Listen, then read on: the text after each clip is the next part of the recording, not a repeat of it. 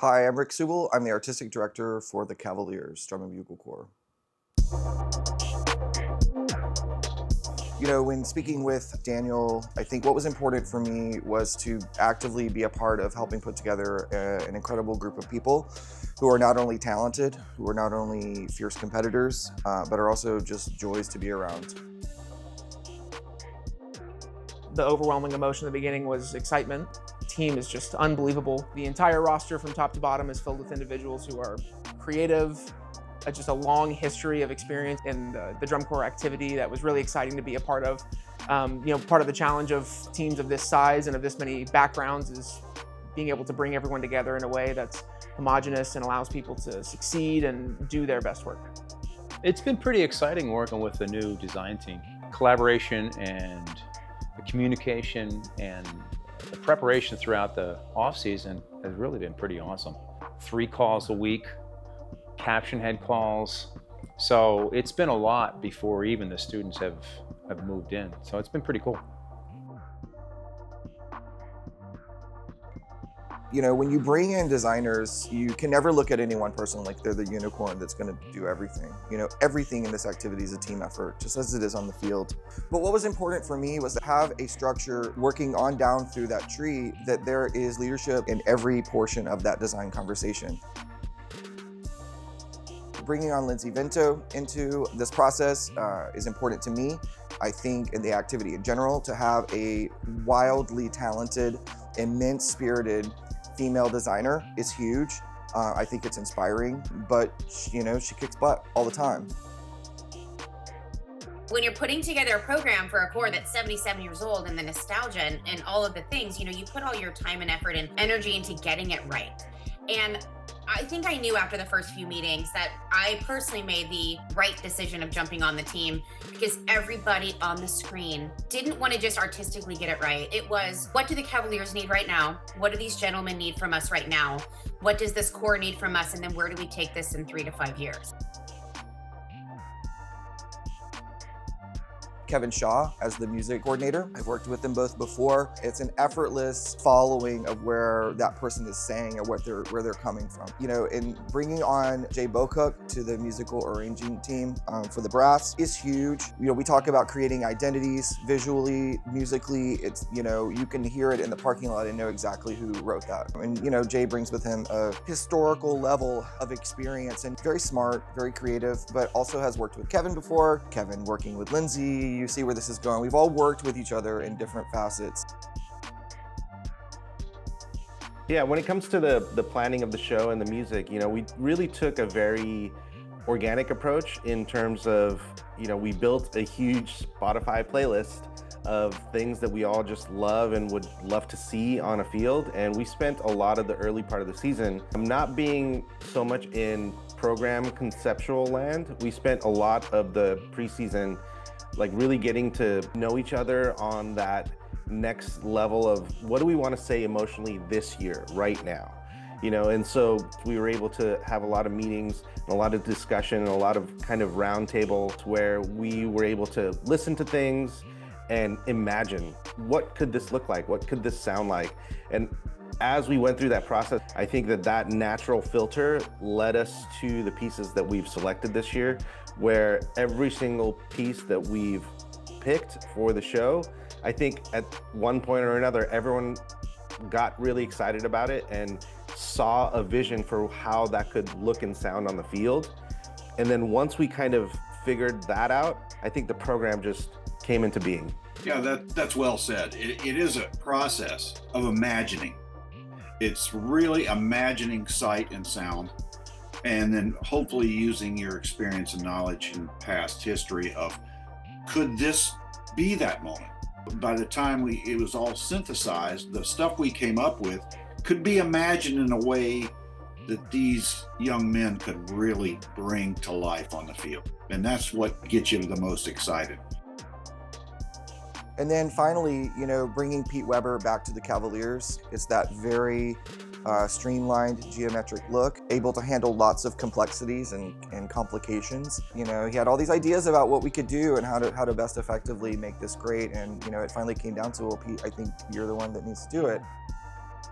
This is where I was raised. And, I spent 6 years as a member here. And what caught my eye was, 1991 PBS broadcast. My mom said, watch this. And I was just like, what? What is this? And it was the geometry of everything. And that's what I fell in love with. And as I started writing, that's what I try to emulate. In corporation with our show theme, there's a couple little nods form-wise and visual developments, little nods to past Cavaliers, not overt, type, but if you have an eagle eye approach to things, you'll see, oh, there's that, oh, and then it changes into something else. Oh, that's when they do, oh, or that's reflective of that. I didn't want to do anything that was just like, oh, that's that move type of thing. But I did want to, a little touch and flourish of past Cavalier shows that I fell in love with that really had an impression on me when I was a younger lad. So working with Lindsay as the visual coordinator selfishly has been fun for me because we do work together that hasn't been in the drum corps idiom. And so to get to work together with someone who I respect and who I have a working relationship with has been really fun. And then to go from Rick's vision to then what Lindsay sees throughout that vision through Pete to the drill on the field. It's been really great because it's different than the last time that I worked with Pete at Vanguard, just the evolution of the activity and having people in more specialized roles and getting deeper into production level and customization of things. I have learned a lot hearing Pete talk about the drill, hearing Lindsay talk about the vision of the moment, and then trying to help facilitate making that come together, when you can't do everything in Pieware and you need some magic, some production magic and things that just can't always be done on the computer. And so in talking with individuals, the percussion team, obviously very strong, members of that percussion team willing to stay on board and to embark on a new path.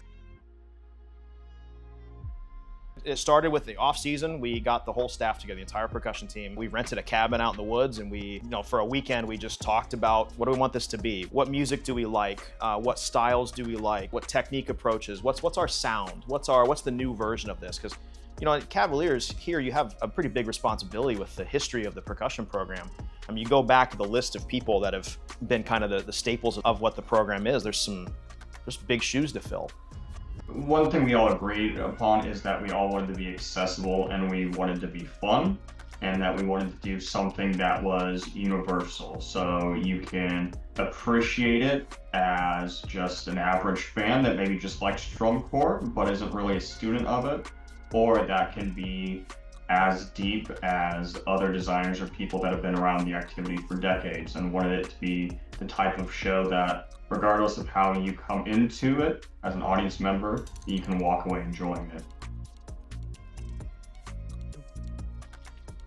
An incredible brass team who have a history of working together very well, coming in to set up shop and to immediately make impact on the drum corps. Our brass team was existing in another drum corps, and the Cavaliers have been so welcoming to what it is that we do, so supportive. We set off with the goal of trying to pick up where we left off the last time that we were in the game, so to speak. So the first part of that was finding a cast that would fit into that and be able to achieve that. The next thing was to try to bring the whole team along, which we did, which is unbelievable. We all speak the same language, we all know what we're doing, we all understand the expectations. And then to be working with Jay again, is certainly a blessing. And Alchez was with us at the March camp, and he looked over, he kind of gave me a nudge and said, this sounds like what the Cavaliers should be playing. And but it's distinctly Jay. It's distinctly Jay, and we are not trying to reinvent the Cavaliers, we're just trying to pick up where they were and move them where we need them to be. Bolstering the color guard side of things, growing and developing that portion of it. So the 2025 version of the Cavaliers is a unique one, a really exciting one. And the program that we have crafted for these performers is something that I think the audience will enjoy, the alumni will enjoy, and future Cavaliers are going to enjoy.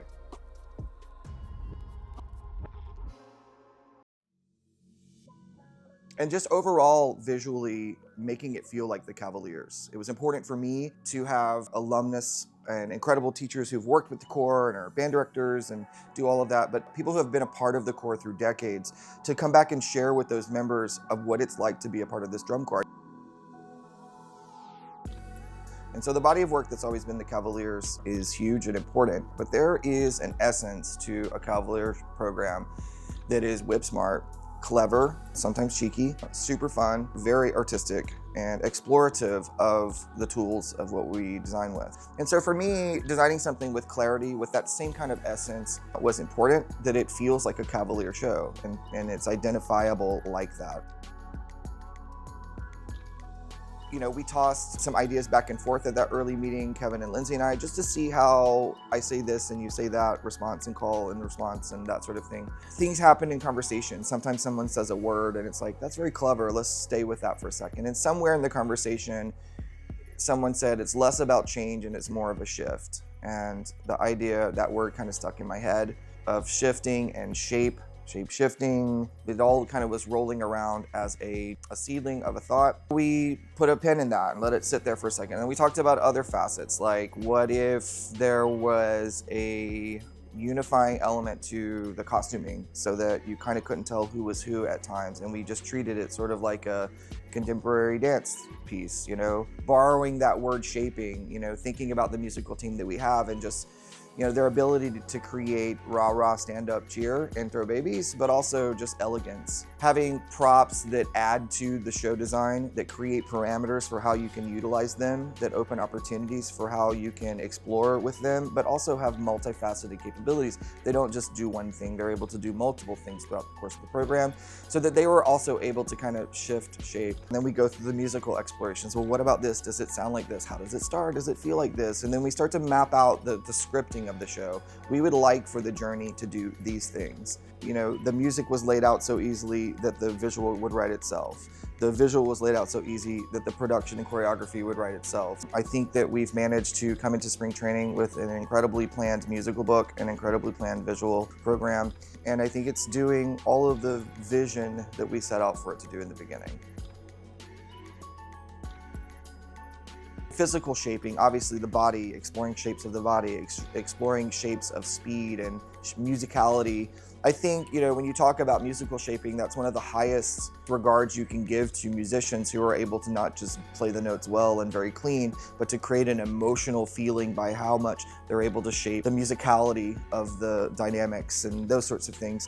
So the idea of shifting shape and shape shifting is really embedded into everything, you know, down to color guard flag designs, you know, where the flags are interpreted in a way that allows opportunities for them to feel different and unique.